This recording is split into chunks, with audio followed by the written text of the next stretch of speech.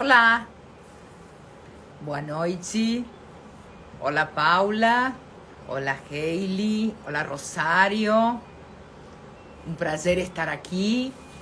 Vamos a darle tiempo para que vayan entrando, que hoje vamos a tener a última live do mês da mulher. Realmente uma live assim muito esperada. Eu acho que o melhor broche de ouro para fechar depois de tantos temas trabalhados, sim? Um tema hoje mais que importante, a relação da emoção com o corpo, da saúde com a parte emocional e trazido que melhor que por uma cirurgiã que entendeu que muito mais além do diagnóstico físico, haviam outras coisas que comprometiam al diagnóstico do paciente. Bom, vamos a llamarla a Heli y Heli, te mandamos un minutinho. Olá, boa noite. Boa noite, querida Maria Laura. Que prazer tenerte aqui. Olha, eu estou inaugurando o tema de hoje, já sentindo emoção no meu Oh, corpo, na minha pessoa, pelo carinho que você está dedicando a esse momento. Então, eu quero te agradecer de coração, porque eu acho que esse fechar com chave de ouro que você tem falado, né, de uma forma muito especial, eu falo, nossa, como não é à toa o nome do seu Instagram. Não é oh, à toa, não é à toa, gente, não é. Não é à toa. O nome do seu site, o nome que você escolheu, né? Eu acho que o fechar com chave de ouro tem a ver com a gente está falando aqui do caminho do encontro. sim, Então, sim. obrigada. Eu gostaria, mientras van entrando, eu sei que hoje vamos a ter um público assim muito especial. Ah, eu conheci a Heli a través de Silvia Tosse, a la cual le soy muy grata por haberme apresentado. Y tuvimos una ligação a semana passada, de Uhum, mais de uma hora por telefone. E sim. eu acho que era, le diría que un encontro de una paciente psicosomática que ha superado y ha fechado su ciclo con alguien que estaba entendiendo de lo que estaba falando. Uhum. Y sin duda hoy es un camino de encontro para muchos. Creo que gostaria que você começara contando a sua história, que você é cirurgiana, que você estudou medicina, o que Sim. foi acontecendo para chegar hoje a ser uma professora de psicoanálise faz 8 anos em Uhum. la entidade na qual você trabalha. Assim que, por favor, é todo teu. Você sabe que a nossa conversa proporcionou um encontro entre nós, sem dúvida. Acho que é um tema que nós estamos trazendo aqui, porque nós bolamos juntas, viu, gente, o título dessa live. Esse título saiu porque a gente falou de corpo, a gente falou de emoção e a gente falou de eu. E aí a gente falou, nossa, vamos fazer a live? Vamos. E como vai chamar? Aí a gente, corpo, emoção e eu. E no encontro com você, Maria Laura, você sabe que houve um convite natural, assim, a eu rebobinar a fita da minha própria trajetória profissional. E eu vi você escrevendo nos teus stories, né, emocionante, impactante. Nossa, e foi para mim, sabe? Lembrar, e aí eu já começo contando, né? Quando eu quero me apresentar como pessoa. O que eu faço é importante, mas é fruto do que a gente é, não é? Como pessoa. Então, eu posso fazer medicina, eu posso trabalhar com a área acadêmica, mas eu sou a pessoa que expressa essas coisas, né? E eu me lembrei de eu pequena, já com 16 anos, querendo meu primeiro contato com a cirurgia. Interessante isso. Com a cirurgia. Foi um desejo que eu tive de assistir a cirurgia da minha própria mãe. E ela ia ser operada do útero, ia tirar um ovário, não era uma cirurgia pequena, mas eu quis muito. Hoje eu penso, acho que olhar minha mãe por dentro, porque não era sangue que eu queria ver, não era bisturi abrindo a pele que eu queria ver. Até eu me preparei para que eu pudesse ver isso, mas parece que eu queria. Falei, nossa, como será que é lá dentro da minha mãe? E nós falamos, né, na expressão entranhas, né? Hoje a gente sabe que os intestinos, você vê quando você tem um frio na barriga, né? Mais do que disparar um coração com uma determinada emoção, o frio na barriga parece que pega nas entranhas, né? Então, esse foi o meu primeiro contato com cirurgia. Obviamente, o cirurgião achou que eu era uma menina meio atrapalhada da cabeça, falou, não, você vai desmaiar de jeito nenhum.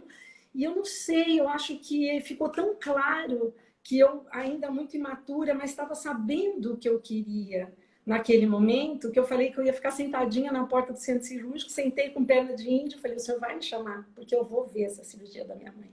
Deu 20 minutos, um japonês. Ele abriu a porta, olhou e a menina estava lá. Aí ele falou assim, olha, se troca então. E na hora que eu me troquei, entrei e eu visitei essa cena, sabe? Depois da nossa conversa. E eu me lembrei do que eu senti ali. Eu acho que eu senti... não era qualquer pessoa, era a minha mãe.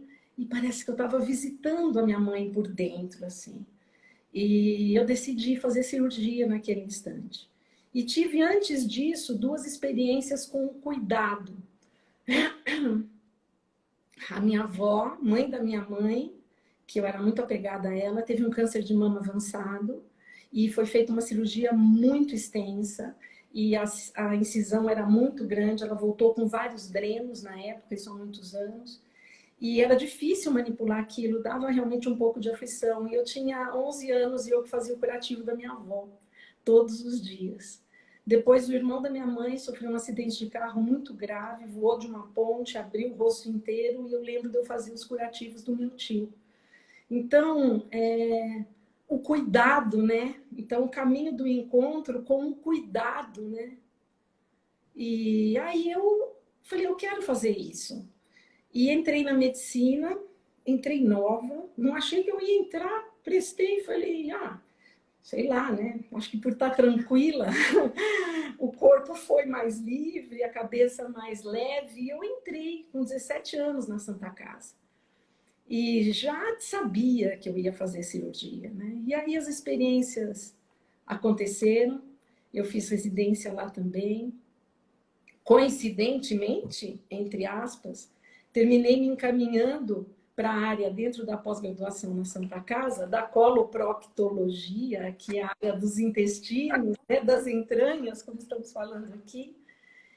E fiquei ainda mais 11 anos como chefe de plantão de emergência cirúrgica do pronto-socorro central da Santa Casa de São Paulo.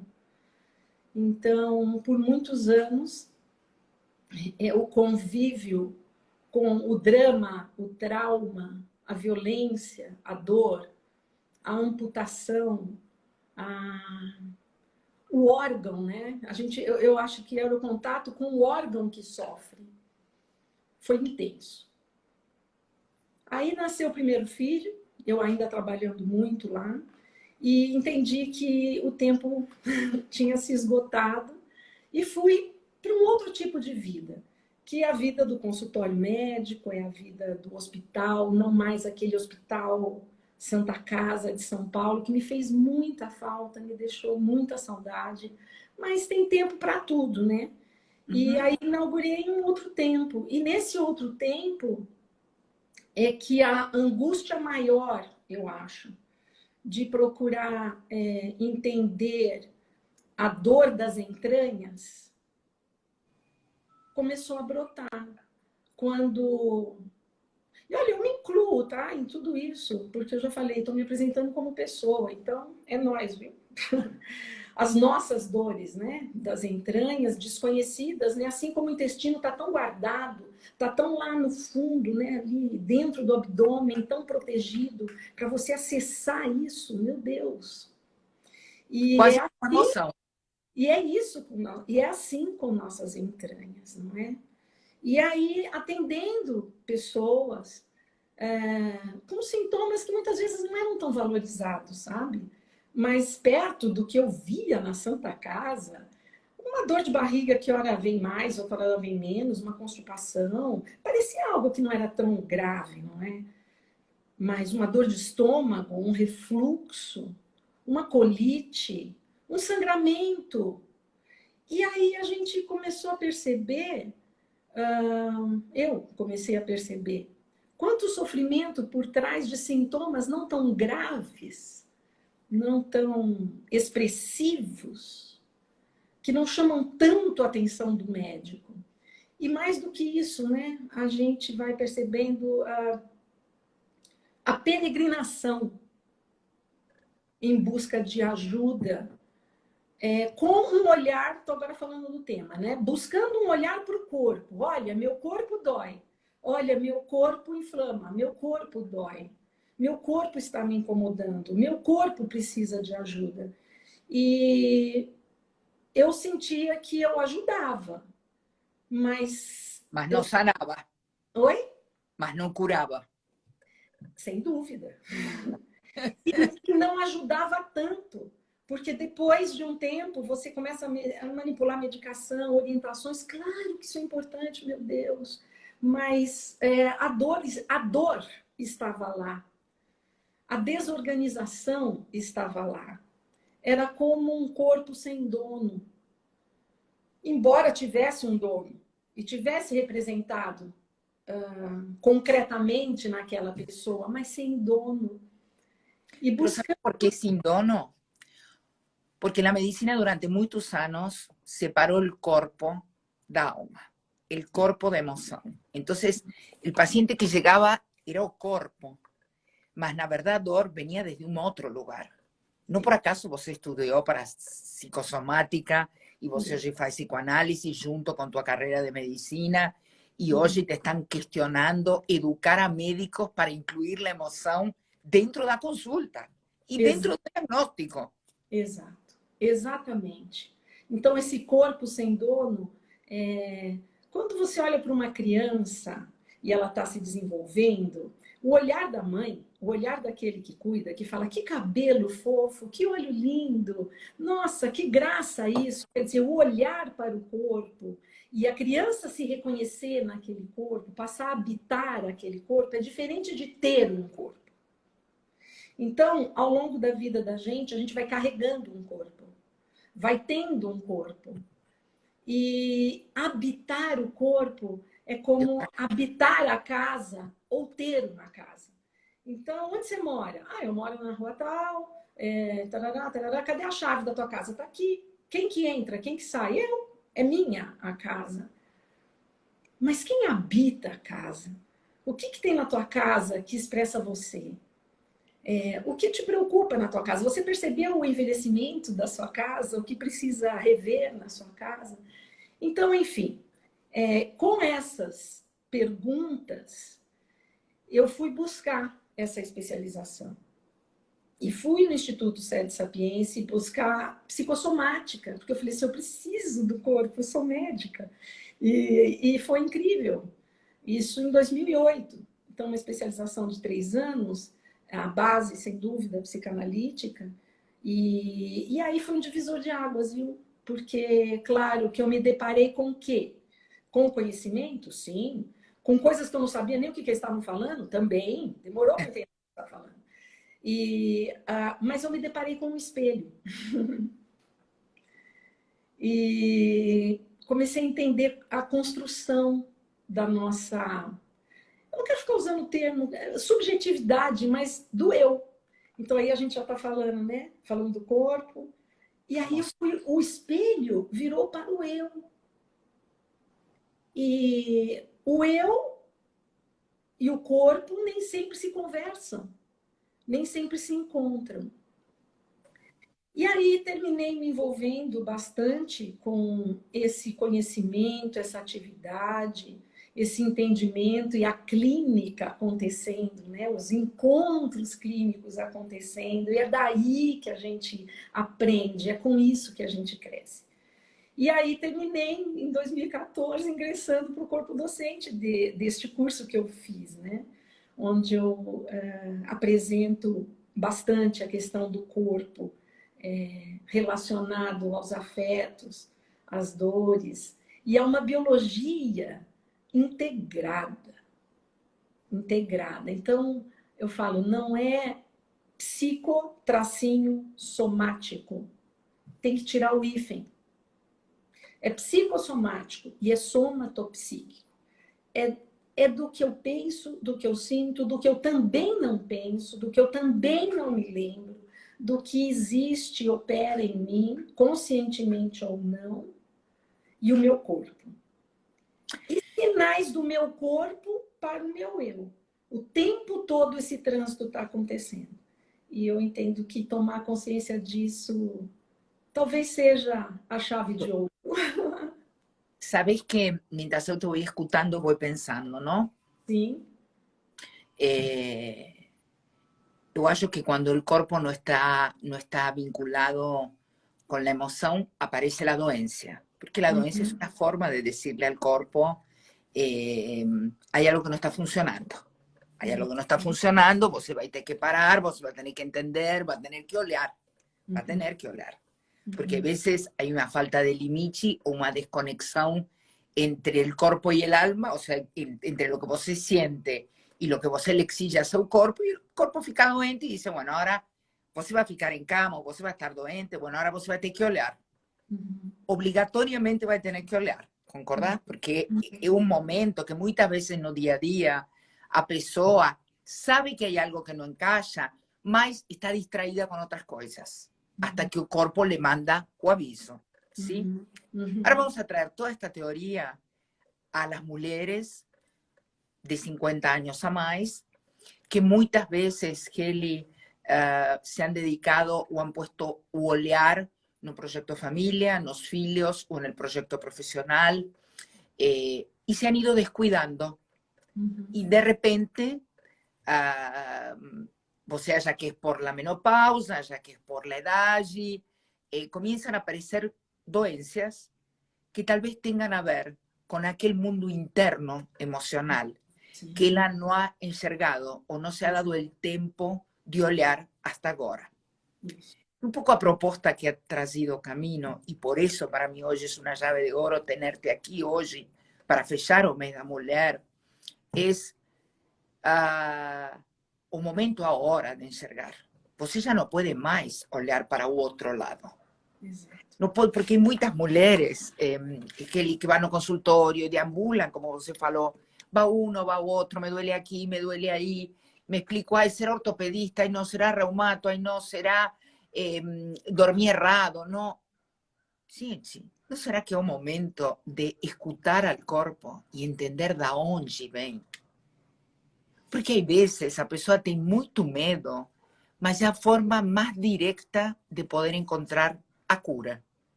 Lindo isso. ¿Y por qué te voy a falar de que es la llave de oro?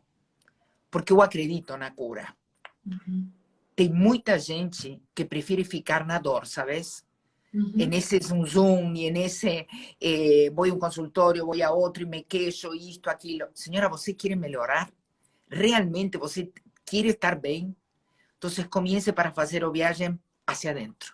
Isso. Por eso quise hoy traer la emoción vinculada con el cuerpo, porque muchas veces, Kelly, lo que enxergan es el cuerpo y no la emoción. Exato. Hay que entender que las cosas están vinculadas. Exato. Vinculadas. Exato. O cuerpo es la casa da alma, ¿sabes? Para los judeos, esa es la definición. É o templo. Total. Y yo acho que las personas tienen que comenzar a ver, porque convengamos lo siguiente, la medicina evoluiu muito, Heli, y hoy una persona que hace medianamente una buena prevención va a llegar a los 80, 85 años. Mas va a llegar ¿cómo? Exato. ¿Con qué cualidad? Exato. Emocional, espiritual, física. Entonces, en la medida que entenda esta relación corpo-emoción, va a tener un eu muito más sólido, Sim, sim. más estructurado, ¿concordás? Muito, muito, muito lindo o que você está falando. E eu pergunto aqui, de que eu estamos falando? Porque às vezes a gente vai se dar conta, aos 50 e tantos anos, e vamos nos fazer essa pergunta, de que eu estou falando? Ou que eu reconheço como eu? Aí é uma questão. Por isso que olhar, como eu dei uma rebobinada aqui, né, para a menina, o lugar que a gente vai ficando, porque eu vou trazer uma pitadinha aqui de neurociência que é muito legal. Vamos Gente, começar a nós colocar. temos neurônios chamados, isso é da década de 90, hein? Neurônios espelho. O neurônio espelho é fundamental para o desenvolvimento do eu.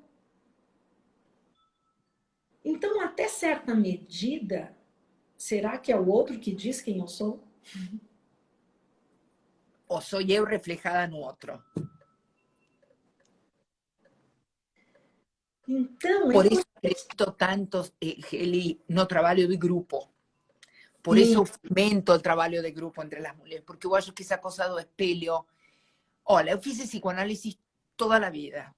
O argentino faz psicoanálise, tá? Hay más psicoanalistas por metro cuadrado que eu acho que panadería, venta de carne, não sei. Habría que muito estudar. bons, inclusive. Mas, às vezes, é um trabalho solitário. Quando você faz um trabalho em grupo, quase complementar ao trabalho individual, a evolução é mais rápida. Porque você começa a espelhar-se e a ver-se no outro. Sim. E até coisas que você não quer enxergar em você, que te incomodam no outro, é porque são tuas. Sim. Eu acho muito importante essa coisa de espelho. Eu, Sim. personalmente, o Camino fomenta o trabalho em grupo e ele espelhar-se, porque eu acho que a esta idade é uma forma quase até mais rápida de poder chegar para aquelas que não se conseguem enxergar sozinhas. Exato. Esse espelho no outro é uma coisa assim, muito eficaz. Exato. Por isso, gente, volto agora, falei do caminho do encontro, mas volto ao logo. Se você não viu, veja o logo. Então, quando a gente... Vamos juntar neurônio espelho com o logo. O seu logo.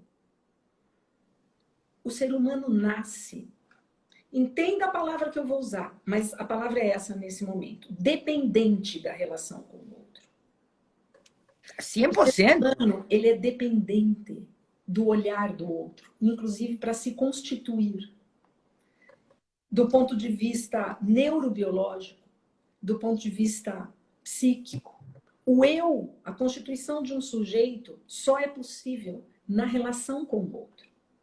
Totalmente de acordo. E quando você coloca no seu logo aquelas mulheres, olha que interessante, porque o desenho, né, se você não olhar direito, você não vai ver que são pessoas sendo olhadas de cima para baixo.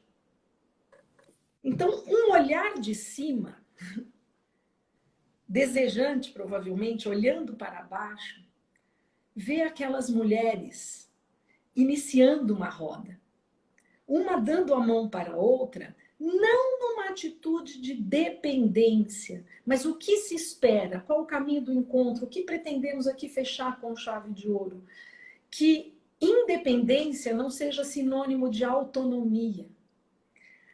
Mulheres que consigam se ver, se reconhecer. E se acompanhar, porque não há uma melhor ou pior. Estão juntas. Exato, na sua singularidade não tem outra como você. E você dá a mão para outra que olha para você e fala: nossa, isso em você é incrível, isso em você é difícil. E puxa a outra, e puxa a outra. E na autonomia de eu poder estar presente ali, entendendo o que estou fazendo ali, reconhecendo a necessidade deste encontro, Então, não é codependência, não é dependência e muito menos independência. É encontro, encontro potente, que faz o corpo, a emoção e o eu poderem transitar. Quando a gente, junto com o outro, podemos nos ver inteiros. Totalmente. Mas posso decir algo, y no es una debilidad que necesite do otro para verme, muito por el contrario, eso es da natureza humana. Você Isso! precisa do reconhecimento no outro. Porque já desde que nasces necessitas que tua mãe te está olhando no peito e o bebê olha e necessita essa identificação. É Isso. parte do processo humano. ¿Me explico? No, no tiene, no está errado, muito por o contrário. Por isso, eu acho que neste momento se vive um conflito muito forte porque la mujer quiere ganar autonomía. Y muchas veces el feminismo está mal interpretado. Porque la mujer quiere ser más, no, quiere caminar junto. Porque la mujer tiene que entender que va de a dois, que es de ida y vuelta. No es uno encima y uno embaixo. ¿Me explico? Yo acho eso tan importante, tan importante. Somos diferentes, pero podemos complementarnos. Y en ninguno está compitiendo con otro. No hay superior e inferior, hay complemento. Entonces, muchas veces, a mujer que quiere ganar esa autonomía o se revela, se esquece que precisa do olhar do outro. Y no por eso es débil ni dependiente. Es parte del proceso del ser humano. Mientras você sepa mantener su individualidad, estando con otro, todo bien, ¿concordás? Sí, claro. No hay una cosa simbiótica que você se pierde en otro. Entonces, ¿cómo importante es estar con otro sabiendo quién soy yo? Y trayéndolo ahora para el cuerpo, preguntarse muchas veces esa dor, ¿qué me está queriendo decir? ¿Qué tengo escondido en ese cuerpo que muchas veces no conseguí colocar na palabra? Vos sabés que yo, una terça que vem, estoy trayendo un tema para mí importantísimo, que es el tema de la comunicación, que está directamente relacionado con lo de hoy, Heli. Sí. Porque pessoa que puede comunicar lo que siente, la emoción, la frustración, o miedo, a raiva, o amor, o que for, tiene muchas más chances de tener un mejor canal con otro, pero además mucha más tranquilidad interna, porque él ha podido poner para afuera. Exacto. Y mostrar su esencia al otro y decirle, hola, esto me gusta, esto no me gusta, esto me faz bien, esto me faz mal. A pesar que no consigue comunicar, eso es una panela de presión por dentro, Heli. Las posibilidades de que la fique doente son enormes. Porque tem essa coisa que sube, que baja, como você falou. Ela tem dolor na boca do estômago, tem dolor aqui, tem dolor ali. Gente, porque tem isso adentro que precisa colocá-lo em algum lugar. Sim. E que melhor que buscar um canal de comunicação para poder pô-lo para fora. Sim, sem dúvida. E ir atrás, correndo do seu eu. Deixá-lo aparecer como ele é. Aí entra muito o corpo e a questão da imagem. Por isso eu falei do neurônio espelho. Vejo pessoas, por exemplo, que se expressam, que entram em contato. Eu sempre falo, contato sim, controle não. Contato. Mas com uma dificuldade muito grande de habitar esse corpo como seu, de se apropriar desse corpo. Então, sempre o corpo parece a pedra no sapato, o próprio corpo. Então, está faltando algo, ou algo não está bom, não está como deveria ser. Olha, eu não aguento mais meu intestino, não dá. Eu não aguento mais a minha cabeça, porque eu estou ótima, mas enxaqueca acaba comigo, não aguento mais. Eu não aguento mais essa coisa que queima, e sobe, desce, eu não aguento mais, porque tá tudo bem. Mas o meu corpo, em outras palavras, me atrapalha. Não está tudo bem.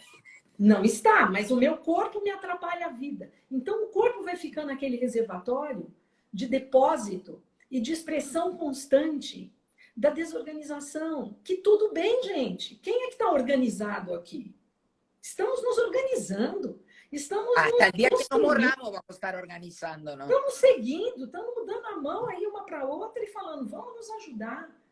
Eu atendi uma paciente e só dei espaço. Não fiquei guiando a consulta, como não faço há muito tempo mais, direcionando, né? Quando precisava complementar alguma coisa no final, eu faço isso, mas de forma geral, abrir a possibilidade de um espaço para que a queixa, o sintoma, eles possam fluir mais livremente. E a conversa se encaminhou para questões pessoais, naturalmente por ela. Quando ela se deu conta de que ela estava falando de outras dores, até de outras dores relativas a outros órgãos também, de alguns aspectos da vida, ela parou e falou assim, nossa, desculpe, doutora, olha, isso não é tua parte, né? Eu falando aqui de coisa que não é a tua parte. Então, Aparte de tudo, querida. o Por isso eu corpo... acho tão importante quando você falou, os médicos tienen que escuchar esto, porque los primeros que tienen que aprender a escuchar na consulta, lo que ven por trás desse corpo, son los mismos para decirle, olha, de repente não é aqui, é um trabalho terapêutico, você precisa fazer terapia, ou você precisa passar por um psiquiatra, porque, agora vou agregar uma coisa mais, a depressão não sangra, por exemplo. A depressão é uma doença que muitas vezes passa escondida.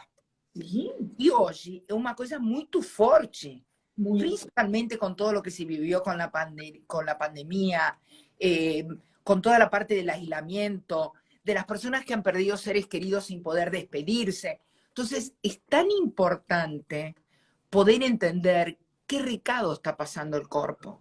A veces una persona que no consigue dormir, o que duerme mucho, o que está comiendo más, o está comiendo menos, o está irritable. Hay tantos sintomas que a pessoa precisa estar atenta. Por isso entrou tão forte o mindfulness. ¿Concordás? Muito. Porque no mindfulness as pessoas começaram nesse minuto. A vezes hay gente que no consigue más de 3, 5 minutos. No consigue. Porque la cabeza le hace ron, ron, ron. Sin embargo, en esos 3 o 5 minutos consigue conectarse con algo del cuerpo y comienza a entender. Vou pegar um gancho no que você está falando, porque um segundo antes de você falar de mindfulness, eu pensei no que eu vou falar e que se liga a isso. Escutar o corpo, tentar entender o que o corpo está falando, é super importante, mas como fazer isso? Então, eu não vou dar a receita de bolo, não, mas o que eu vejo muito também? A gente ficar numa tentativa interpretativa do que o corpo está expressando. Então, isto está acontecendo provavelmente por causa daquilo. Mesmo que sejam coisas relacionadas à emoção e às coisas da vida. Então, a pessoa já vai para uma interpretação, a busca de uma interpretação, a busca de entendimento. Claro, eu fiquei nervosa. Claro, foi aquele telefonema e tal. Enquanto o corpo precisa... Calma. O corpo, eu e o corpo tem ritmo. A gente precisa aprender com o corpo. O corpo tem pausa. Pega uma célula frenética que se divide e não respeita o ciclo celular. Sabe o que dá? Câncer. Pega uma célula que não para. Ela não para. Ela pensa, ela vai para funcionar. Doença. Então, eu diria que para a gente se encontrar com o corpo,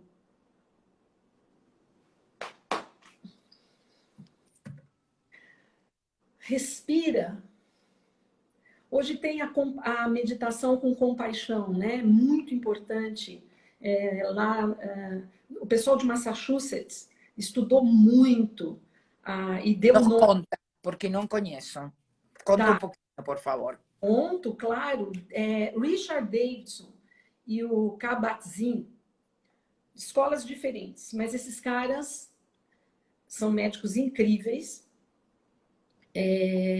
Um de Boston e outro de Massachusetts, e falaram, meu Deus, o que acontece, neurocientistas, tal, e o que acontece, né, com a cabeça dos monges, né, desse pessoal que medita, vamos estudá-los? Se encontraram com eles, foram para lá e foram buscar conhecimento lá e tentar entender o que acontece. E aí, eles se propuseram, esses monges, a serem estudados pelos americanos. Foram para os Estados Unidos. E muitos foram estudados, passaram por ressonância magnética funcional, por dosagens hormonais, né? Então toda a relação bioquímica com o estresse, com a ansiedade, com a própria depressão. Então esses foram estudados profundamente e tem trabalho que não acaba mais, assim, dos anos 2000 para cá, que não acaba mais descrevendo o que acontece no cérebro dessas pessoas na hora que elas decidem, porque tem que começar com uma decisão. E o próximo passo é a prática. Então, o cérebro muda. E adivinha que área? Com 8 semanas, eles falaram, vamos fazer agora com os americanos. Vamos ver o que vai dar. 8 semanas, 40 minutos por dia. Compararam os caras que faziam a meditação, que eles chamaram de mindfulness, porque não tinha uma conotação religiosa, era atenção plena, e não é relaxamento. Relaxamento é outra coisa. É a possibilidade de, junto com a respiração, você prestar atenção nesses movimentos e focar a atenção no que acontece no seu corpo. Em 8 semanas, pessoas que não tinham sido treinadas, foram treinadas, praticaram 40 minutos por dia. E em 8 semanas, houve mudança na ressonância magnética funcional. Uau! No cérebro. Adivinha em que área? Não foi no córtex, que é a área mais racional, mais humanizada. Humanizada não, mais dos humanos. Ela humaniza quando ela entra em contato com as áreas primitivas. As áreas mais primitivas, relacionadas à emoção e especialmente à empatia. Oh. Essas áreas afloraram com diferença em relação aos controles. Então, aí entra a compaixão. Aí entra a compaixão de uma forma assim. Exato. E aí, total. Um ingrediente que tem sido estudado epigeneticamente, a gente pode falar em outro momento sobre isso, porque a vida afeta os nossos genes. Ponto. Afeta. Muda. Não a sequência genética, mas a expressão dos genes, sim. O quanto eles fazem a coisa acontecer ou não no nosso corpo. Então, hoje, genética não é destino. Quem manda na genética é o ambiente. É o estilo de vida. É como eu penso, como eu sinto, como eu como eu vivo, como vivi. E a meditação, pelo fato de proporcionar, e quando está com o ingrediente compaixão, que eu ia falar, o ingrediente amor tem sido estudado neurocientificamente. E talvez seja o fator isolado com maior significância na questão da possibilidade, vamos colocar cura entre aspas, sem muitos ideais, na minha melhor versão possível, na minha recuperação, no encontro das minhas células, na reparação dos meus tecidos. O amor chega lá. Então, isso que você falou é fundamental. Eu só queria, pelo que eu vejo aqui, pelo que também acontece comigo, quando vem um sintoma, o que ele está querendo me dizer? Eu quero escutá-lo. Como que eu escuto o sintoma? Você escuta abraçando, você escuta se acalmando, você escuta dizendo, olha, não sei exatamente o que é isso, mas já já a gente vê. Vamos procurar um médico, vamos procurar alguém que nos ajude, mas sei lá, tô aqui com você. Ó, já estamos juntando, né? Eu, corpo, emoção. E um outro dado de neurociência que é muito interessante. A emoção, nós temos, eu não vou dividir o cérebro em 3, não se usa muito mais isso, antes era reptiliano, límbico e córtex. Agora, o tronco, a parte mais central, onde estão as funções automáticas da vida, então o teu coração bate, você respira sem pensar, regulação de temperatura, é uma região bem assim que até os répteis têm aquilo, por isso que chamava de reptiliano, né? Manutenção da vida, autorregulação, tá nessa região. Um pouco mais para fora, imagina uma árvore, um pouco mais para fora, esse sistema límbico, emocional, luta, fuga, desejo, um pouco mais construído, a memória circula ali. Então, dependendo do que eu já vivi, do que eu já vi, do que eu já cheirei, eu entro em contato com aquele cheiro, sinto uma coisa agradável ou não.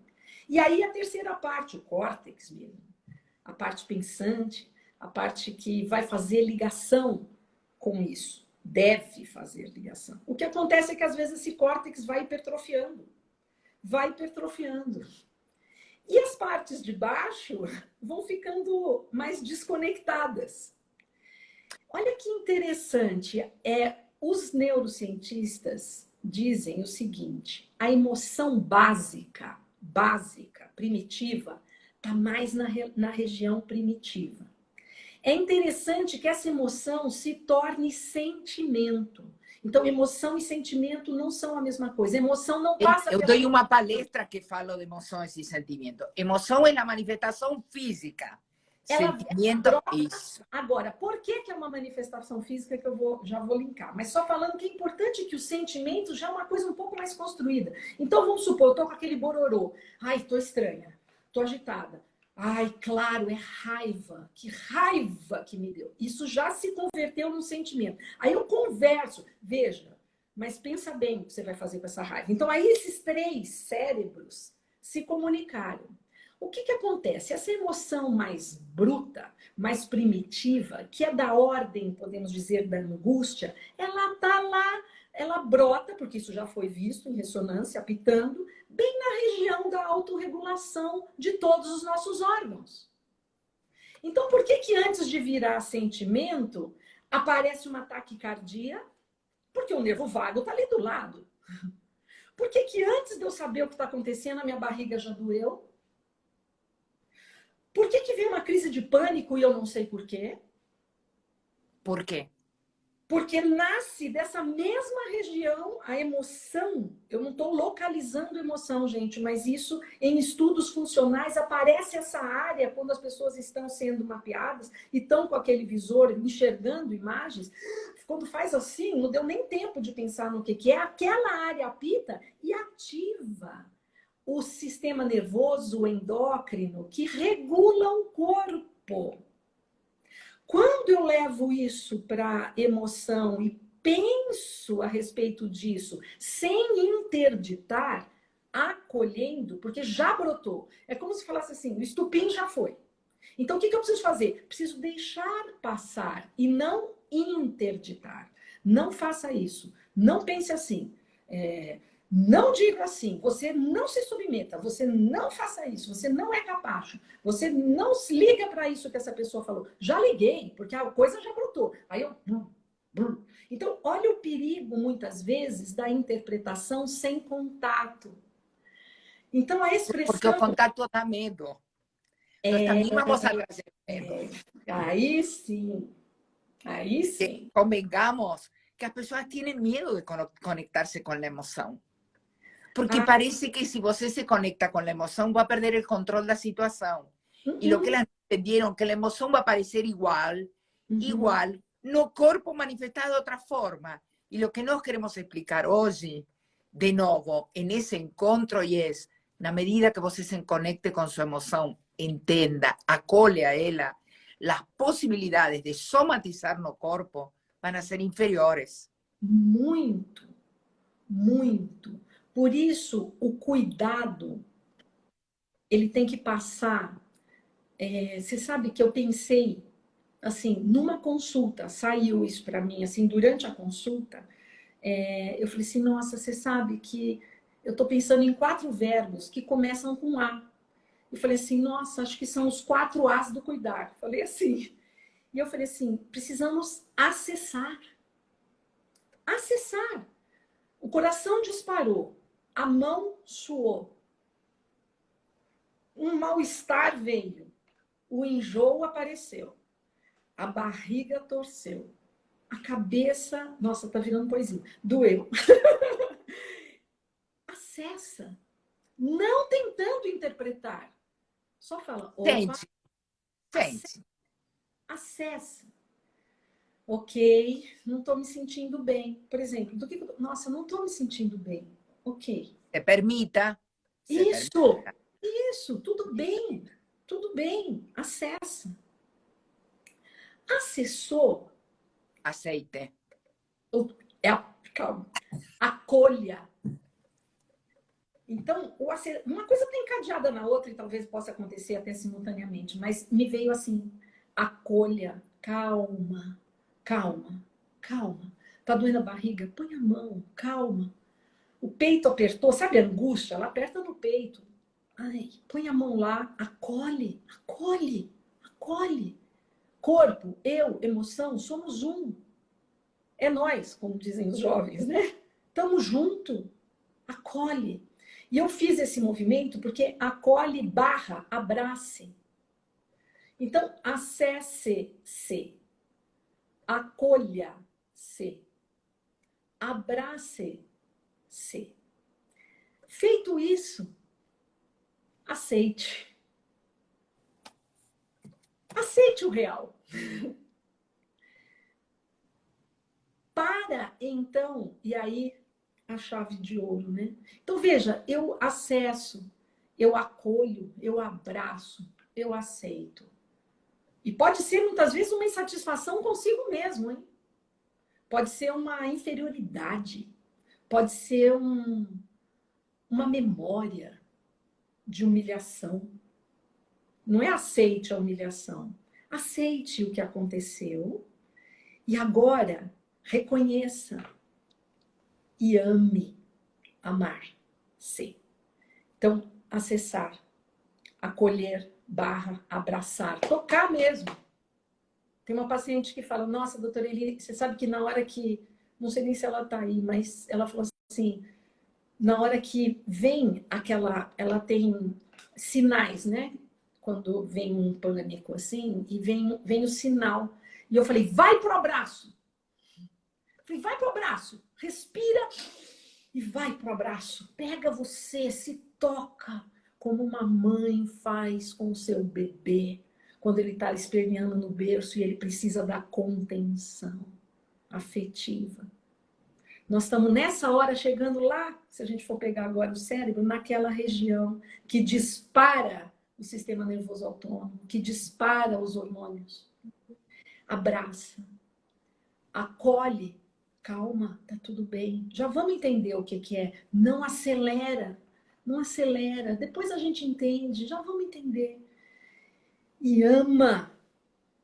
E por amor, então, a gente se cuida. Eu acho que a chave de ouro é o reconhecimento do ouro que nós somos. Mas sabes una cosa, eu te escuto totalmente de acordo, mas eu acho que hay tantos mandatos culturais, tantos mandatos sociais, principalmente esta mulher que muitas vezes tem que ser todoterreno, caterpillar, mãe, esposa, filha, profissional, que muitas vezes faz muito tempo que ela não se permite ter esse espaço para ela. Sem dúvida.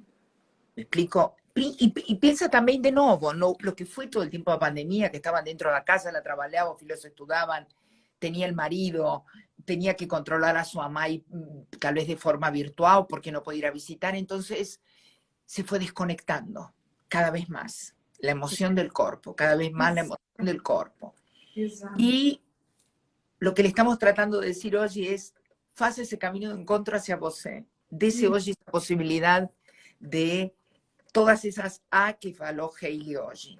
Porque Isso. tal vez el cuerpo comience a sacar presión, ¿sabes? Y deje de somatizar. No momento que ela consiga poner para fora esa emoción. A veces ni siquiera precisa de un médico. Precisa mucho más del contacto con ella misma para entender o que está acontecendo con ella en ese momento. O con él, si hubiera un hombre que nos está escuchando. Porque yo acho que hay veces, y ahí voy a tocar la parte tua médica, ¿sabes? A medicina buscó tanto las especializaciones que ficó esquizofrénica la medicina, ¿me explico? Porque todo, tenés para el dedo, tenés para el puño, tenés para el cotovelo, tenés para el hombro. Dividió tanto, descuartizó tanto el cuerpo humano, que se perdió ese médico que era un médico geral o clínico que veía a la persona como un todo. Que vos estabas en la consulta y él iba conversando y te preguntaba una cosa a la otra hasta que el cara entendía por dónde venía. Exato. Y no es eso. Entonces eu acho que hay que voltar también un poco a la unidad como un todo. Exato. Do ser humano. Sim. Porque hoje você entra no plano de saúde e, bueno, tem cirurgião de cabeça, de pescoço, de isto, de aquilo, e mira isto. E talvez, na verdade, isso tem muito mais a ver com uma coisa interna. Não significa que você se vai descuidar medicamente. Claro, não falando disso. Claro Lo que estoy tratando es que muchas veces buscamos fuera no cuerpo algo que tal vez tenga a origen dentro. Exatamente. Y muchas veces o corpo já está doente, você tem que tener seu médico para tratarlo. Porque já Quando veces... o corpo está expressando, ele está não só apontando a eventual desorganização e a origem dela, ele está apontando que ele está precisando ser cuidado. Total. Então você do médico precisa para esse cuidado físico, tá? Mas você tem que entender que essa manifestação do corpo muitas vezes vem do outro lugar. Exato. Que não tem que ter medo de olhar. Você tem que permitir olhar. Porque você, como especializada em psicossomática, você vai mudando a somatização na parte do corpo. Por isso que eu falei da Não peregrinação. conecta a emoção, vai pulando de um lado para outro. Exatamente. E você vai pulando de especialista até que realmente o tema é outro.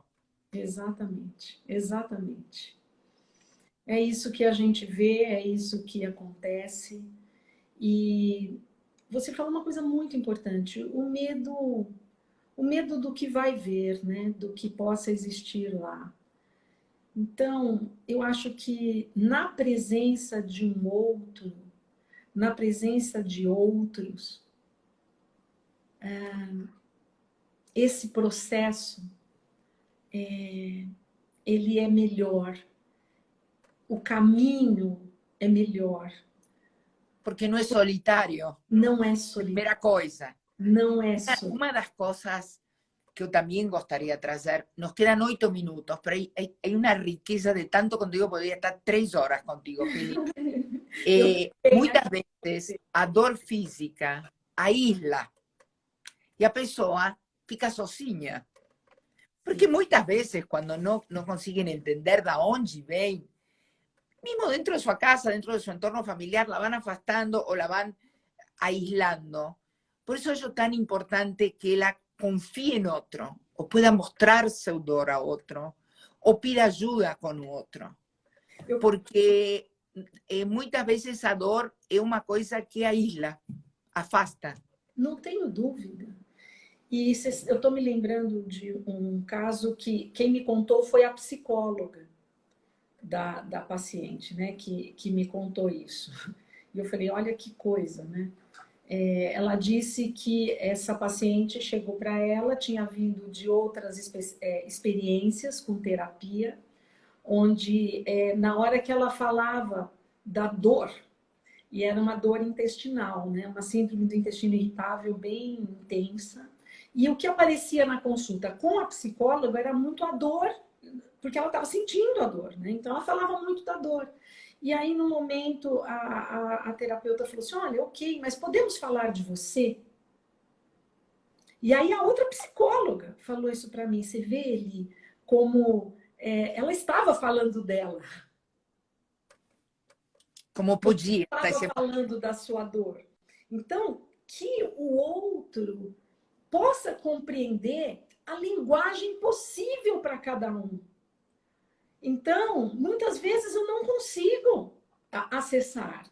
E, olha, não consegue, é difícil. Às vezes está nebuloso, porque esse eu é um eu que nós não sabemos também que eu é esse. É o eu que disseram que eu sou, é o eu que eu sonho em ser. E nós estamos em busca do eu que é. Porque o eu que é o ouro, né? Esse é o ouro. Porque el que eu posso ser, querida. El que eu posso ser. Exato. Porque da expectativa a realidade há um abismo, ¿sabes? Exato. Muitas vezes el ser humano se vive exigindo e cobrando alcançar ser alguém que não é ele. y que Exato. nunca va a poder, y va a vivir una frustración de lo que no consiguió. Entonces, ¿por qué no aceitar o eu dele como ele é? E o mundo precisa dele, como ele é. Porque ele e você, ela, vão contribuir com aquilo que você tem e que ninguém no mundo tem. Então, quando a gente ainda busca algo que não é o que somos, nós estamos deixando, até não só de receber, mas estamos deixando de dar. Porque o que o mundo precisa? De eus que sejam si mesmos. E assim eles contribuem com aquilo que é único e é singular. A impressão digital de uma pessoa É é única. única. Então, deixa a sua impressão digital na sua casa. Deixa a sua impressão digital a cada encontro. Deixa a sua impressão digital no seu trabalho. Deixa a impressão digital no encontro com o teu funcionário, com o teu patrão. Deixa a tua impressão digital. Isso eu acho que faz a gente querer se encontrar sempre com alguém. Porque nós vamos falar, nossa, quem é você? Você é demais, porque você é único. Autêntico. Autêntico, autêntico, mas isso talvez não tenha sido claramente dito ou permitido para nós. Então aí a pessoa fica com medo porque ela vai olhar para quê? Talvez ela caia no vazio. E aí na presença de um outro, junto com outros, isso vai se construindo, né? Quando a gente abre espaço para que possa sair aquilo que é o que precisa sair. Se é sobre a dor de barriga, que haja um outro que possa ouvir e possa procurar entender o que aquilo representa e falar, olha, estamos juntos, não tenha medo, talvez essa dor seja uma dor mais profunda, mas nós todos temos isso. Então, não interditar, não é? Não, deixa, isso é chato, isso está enchendo. E hay uma palavra que eu também gostaria de agregar, é sem julgamento. Lógico, isso. Não se julga, muito por contrário.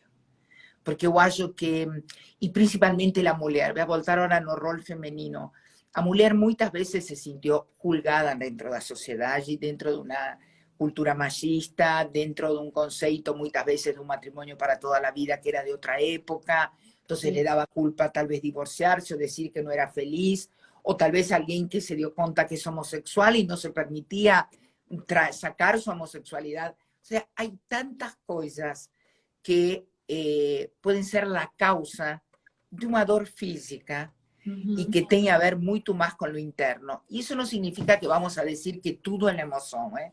Eu não quero, muito por contrário, mas eu acho que hay que tener muita lucidez para leerse y para aquel que es terapeuta o para aquel que es médico, leer a la pessoa que tem na frente. Sim, sim. Porque também o sistema de saúde, ele é muito cruel. Sim. La pessoa está no plano de saúde, el médico tem pouco tempo, tiene que ver 6 pacientes por dia, não pode pedir muitos exámenes, a veces o cara não pode escutar. No puede tener calidad de escucha. O foco está cansado, me explico, porque el sistema lo absorbió, lo agotó. Entonces, fíjate cuántas partes están involucradas. Exacto. Dentro de este, tal vez, no error de diagnóstico, más un descuido de no ver aonde estaba la emoción en ese cuerpo. Yo voy a agregar una cosa más para redondear. Yo falo mucho de autoestima na maturidade.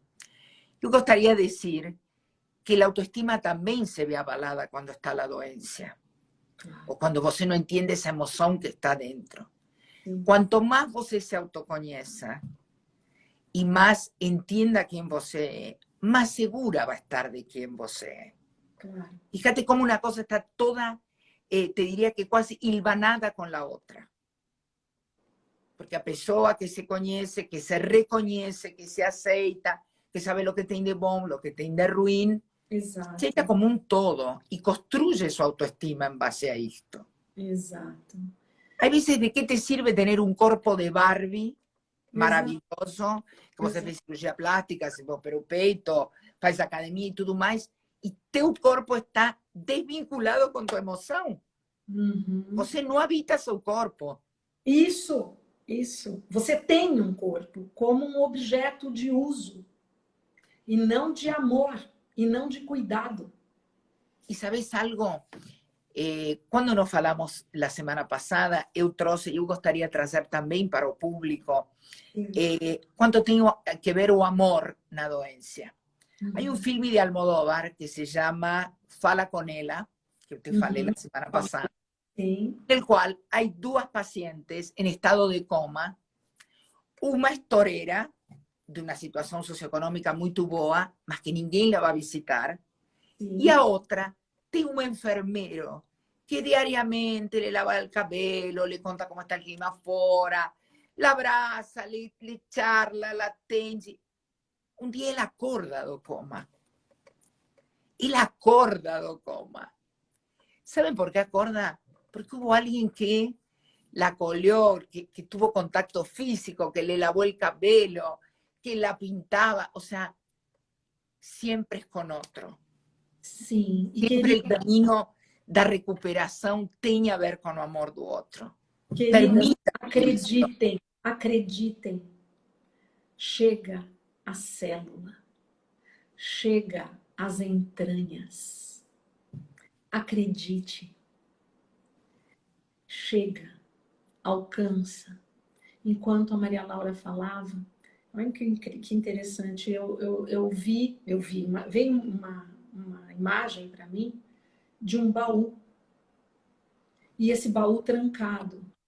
À medida que você estava falando, né, do receio, né, de entrar em contato com essas coisas, da questão do sofrimento, né, com até a própria imagem desse corpo, lugar desse corpo, a aceitação desse corpo, a aceitação do imperfeito, né? Eu falo assim, somos perfeitamente imperfeitos, perfeitamente imperfeitas. E esse baú né, na minha cabeça aqui, um baú grande, muito bonito, de madeira maciça, e ali está a fechadura. E aí eu falei, nossa, olha o que é chave de ouro, né? E a chave de ouro, na minha imaginação aqui, à medida que você falava, a chave de ouro, cada um de nós, né, podendo colocar com uma chave de ouro preciosíssima, entrar a chave na fechadura, precisa ter encaixe, precisa ser colocado com calma, abrir esse baú. E aí o baú abre, né? Eu fui visualizando isso conforme você falava agora no final. E a pessoa chamava alguém para poder olhar para aquele baú e derramar sobre ele aquilo que torna suportável abri-lo. Então a chave de ouro realmente é o amor, é o caminho do encontro, é o logo com aquela como que como gostaste, impressionante como te...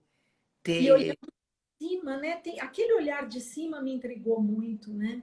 É uma coisa que parece que está em vigilância, no cuidado. Cuidado. No cuidado, no cuidado. Então, pero posso decirte agora algo para ir fechando? Sim. Eu realmente hoje, eu tenho 57 anos, igual que você. Nós duas, gente. Posso permitir-me falar de tudo isto? Eu era uma paciente psicossomática durante muitos anos. Eu hubiera adorado que minha terapeuta estivesse hoje nessa live, porque eu acho que você pode trazer um tema público quando você lo tem elaborado por dentro, senão é impossível trazê-lo, não? E se hubiera tenido a possibilidade de que alguém me explicara isto, quanto tempo hubiera deixado de perder. Ese también es el objetivo de traer este tipo de conteúdo a la platea. Escuten, estén abiertos, vean que hay otros que por ahí hicieron un camino y les puede acortar o sufrimiento al otro. Por eso también o camino extiende la mano a la que está fuera de la roda. Porque es una forma de decirle, hola, en vez de ficar afastada y sozinha pensando, escute a otro, vaya en grupo, busque y por sobre todas las cosas se permita ser feliz.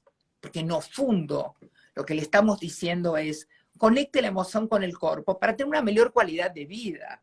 Sim, para sem sentir dúvida. menos a dor física y poder disfrutar. Porque vos Exato. lo único que está pudiendo enxergar es la dor física, porque tal vez tenga origen dentro. E não tenha medo de enxergar-se. Muito Tá? por contrário. Maria Laura, aquela que está fora da roda, cuidado com o estigma. Isso. Geralmente é a estigmatizada.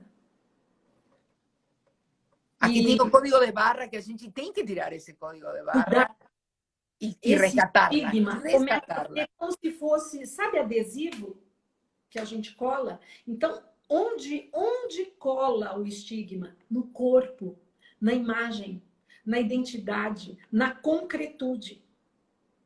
Então, que essa chave de ouro possa, de fato, ser reconhecida como de ouro. Que essas etiquetas que estão em volta desse baú sejam retiradas, sem estigma. Se te estigmatizam, vai para os 4 E As. se você está ao lado de alguém que te estigmatiza, não é para estar ao lado de você, querida. Isso Oi? também. Estar em uma relação, seja com casal, seja namorado, seja no trabalho, seja com uma amiga, que te vai a estigmatizar ou te vai a Não, rotular, não te sirve. não serve. Busquen qualidade de vínculos. Relações tóxicas também deixam doente uma pessoa. Sem dúvida. Então, Inclusive porque são internalizadas. Aí total. aquele que estigmatiza vaza, ou é vazado, mas o estigma continua em mim. Sim. Então, por isso que abrir lá o baú é algo importante e que possamos olhar com esses olhos, né, que veem o precioso, que veem a riqueza. Que vem Da o amor para uno com uno mesmo. Exato. Porque muitas vezes as mulheres, e já eu vou ir fechando, le reclaman al outro que não la ama, que não le manifiesta, que não la abraça, que não le fala. E você com você? Como Exato. você se ama? Como Exato. você se cuida? Como você se respeita? Isso. Que lugar você se dá? Isso. Porque muitas vezes o corpo manifesta quando você não encontra o lugar Sem na dúvida. sua realidade. Sem dúvida. Entonces, a ver, desde ya que estás convidada para otra live amanhã, sábado, domingo, não, porque eu acho que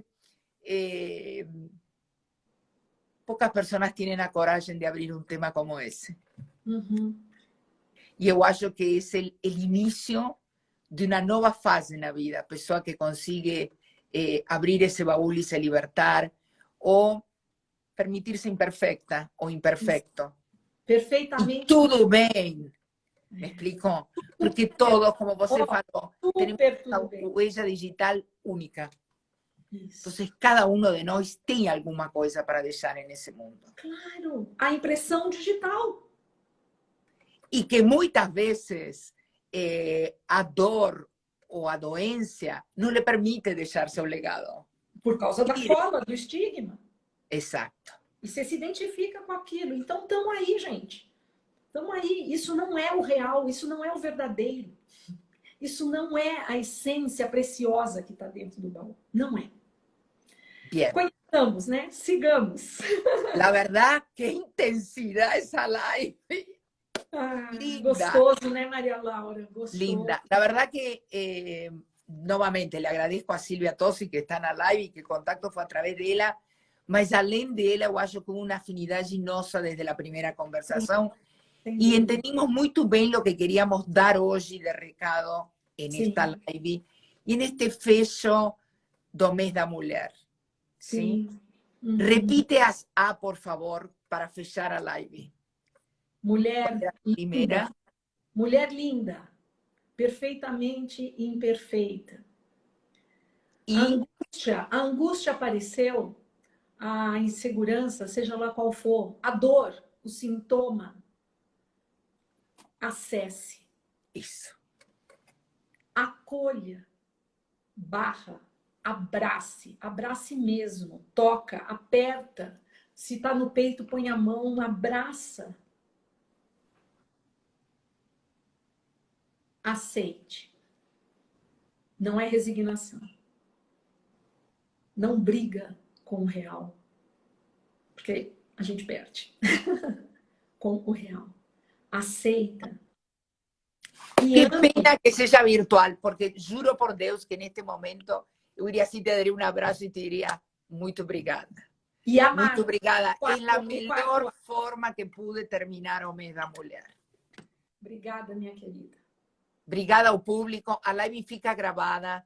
Vai estar no formato de podcast também. Vamos a tirar as melhores pérolas, os melhores minutos para subir nos stories durante o final de semana. E obrigada. De todo Peguem chaves de ouro. Gracias, Kelly. Gracias a todos. Muito obrigada. Super emocionada. Eu obrigada, também. Muito obrigada, viu? Boa noite a todos. Obrigada. Tchau.